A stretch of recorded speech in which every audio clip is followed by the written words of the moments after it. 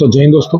आज के इस वीडियो में हम बात करेंगे एसएससी जीडी में जितने भी डिपार्टमेंट के लिए एग्जाम होता है तो उसमें उस डिपार्टमेंट का उस फोर्स का ड्यूटी लोकेशन क्या रहता है और उसमें अगर आपका सिलेक्शन हो जाता है तो आपको वहां जाके क्या क्या ड्यूटी करना पड़ेगा।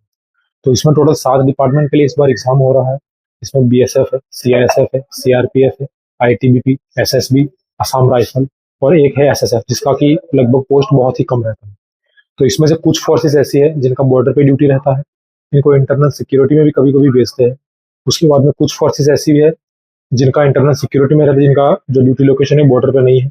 और एसएसएफ एक ऐसी फोर्स है जिसका जो ड्यूटी लोकेशन है वो दिल्ली में ही रहता है, जैसे पार्लियामेंट हो गया और जो सरकारी ऑफिस वगैरह है वहाँ पे इनका ड्यूटी लोकेशन रहता है। सबसे पहले हम बात करते हैं बीएसएफ के बारे में। तो जो बीएसएफ का ड्यूटी लोकेशन है वो बॉर्डर है, जैसे कि नाम से ही पता चलता है बॉर्डर सिक्योरिटी फोर्स। बीएसएफ का ड्यूटी लोकेशन पाकिस्तान बॉर्डर और बांग्लादेश बॉर्डर रहता है। उसके अलावा जम्मू कश्मीर में, छत्तीसगढ़ के कुछ इलाकों में भी बीएसएफ का ड्यूटी रहता है। और जब इंटरनल सिक्योरिटी में जैसे इलेक्शन वगैरह हो गया या किसी आपातकालीन स्थिति में भी इन लोगों को इंटरनल सिक्योरिटी के लिए बुलाया जाता है। नॉर्मली जो बीएसएफ का ड्यूटी है वो बॉर्डर पे ही रहता है, पाकिस्तान बॉर्डर और बांग्लादेश बॉर्डर। उसके बाद में हम आते हैं आईटीबीपी। आईटीबीपी का भी जो ड्यूटी है वो बॉर्डर पे रहेगा, चाइना बॉर्डर पे रहेगा, हाई एल्टी पे। और इसको भी बीएसएफ की तरह जब इंटरनल सिक्योरिटी के लिए बुलाया जा सकता है। उसके बाद में एसएसबी है, इनका भी जो ड्यूटी लोकेशन है वो नेपाल और भूटान बॉर्डर पे रहता है। बाकी जैसे इलेक्शन ड्यूटी वगैरह है उसमें तो सारी फोर्सेस को बुलाया जाता है।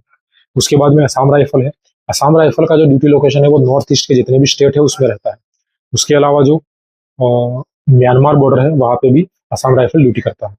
उसके बाद में हम बात करते हैं सीआईएसएफ के बारे में। तो सीआईएसएफ का मतलब है सेंट्रल इंडस्ट्रियल सिक्योरिटी फोर्स। मतलब जो सरकारी जितने भी इंडस्ट्री वगैरह है, जैसे एयरपोर्ट वगैरह हो गया, उसके बाद में प्लांट वगैरह हो गया, या कोई जैसे ये लाल किला हो गया, जैसे बड़ी बड़ी जो जहाँ से सरकार को इनकम होता है कुल मिला के, वहाँ पे सीआईएसएफ ड्यूटी करता है। उसके अलावा इंटरनल सिक्योरिटी में भी इनको भेजा जाता है। उसके बाद है सीआरपीएफ।